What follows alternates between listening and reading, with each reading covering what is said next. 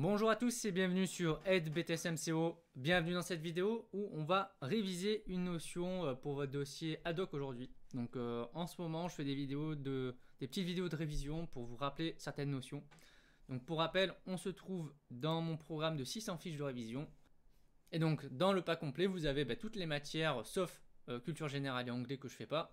Et donc vous avez à ce niveau-là mes fiches de révision, donc fiches de révision standard ou fiches de révision graphique sur l'animation et la dynamisation de l'offre commerciale. Donc on se retrouve sur mes fiches. Donc après à l'intérieur vous pouvez naviguer dans tous les thèmes que vous souhaitez. Et aujourd'hui on va parler de comment réaliser une étude de concurrence, donc la méthodologie complète. Donc pour ça on va aller dans le thème 3 et après dans le thème 3 il faut qu'on aille au niveau du schéma. Donc alors on descend de mémoire, il est là. Hop. Donc on va réviser ça aujourd'hui. Donc cette démarche d'étude de concurrence, c'est déjà première chose, c'est la démarche que vous devrez, dans la mesure du possible, mettre en place pour votre fiche d'activité.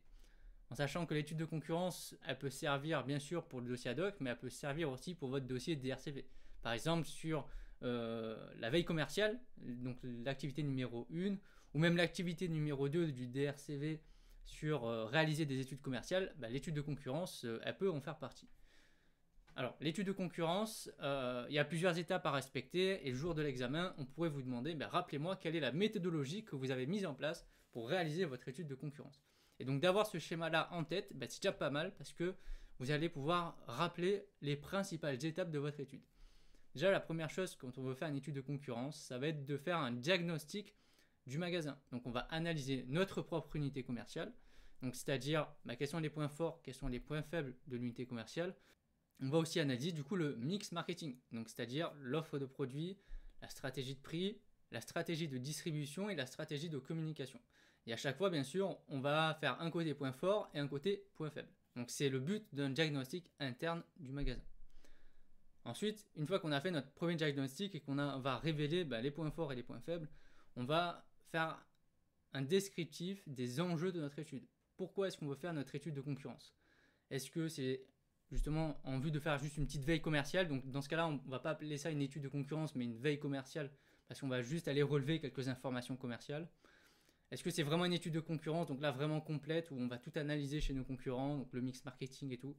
Ou est-ce que c'est juste du benchmarking, donc c'est-à-dire où on va chercher les points forts des concurrents pour les adapter à notre unité commerciale? Enfin, il y a plein d'enjeux possibles. Dans un premier temps, déjà, on va lister tous nos concurrents. Donc, le mieux, c'est de les référencer sur une carte. Donc, dans le cadre de votre activité, vous prenez une carte sur Google Maps, par exemple, et vous allez marquer vos différents concurrents, où est-ce qu'ils se situent. Et est-ce que c'est des concurrents qui sont directs ou indirects? Vous pouvez faire aussi un tableau, c'est pas mal. Quand vous allez lister vos concurrents, le but après, c'est d'aller visiter leur site. Donc, leur site à la fois internet et leur site physique, leur magasin. Mais avant cela, il va falloir déterminer et faire une grille d'évaluation. Dans l'idéal, cette grille d'évaluation, vous allez devoir la remplir pour votre propre unité commerciale pour ensuite la comparer à chacun de vos concurrents. Et avec cette grille-là, vous allez après vous présenter en magasin chez vos concurrents et vous allez cocher ou mettre des indications dans votre grille pour évaluer le concurrent. Donc une fois que votre outil est créé, donc là, vous allez visiter les sites e-commerce pour voir l'offre qui est proposée et notamment les tarifs.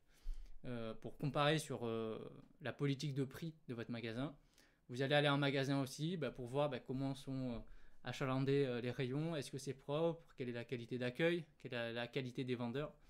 Et puis ça dépend bien sûr des critères de votre étude, en fait, des critères d'évaluation que vous avez choisis.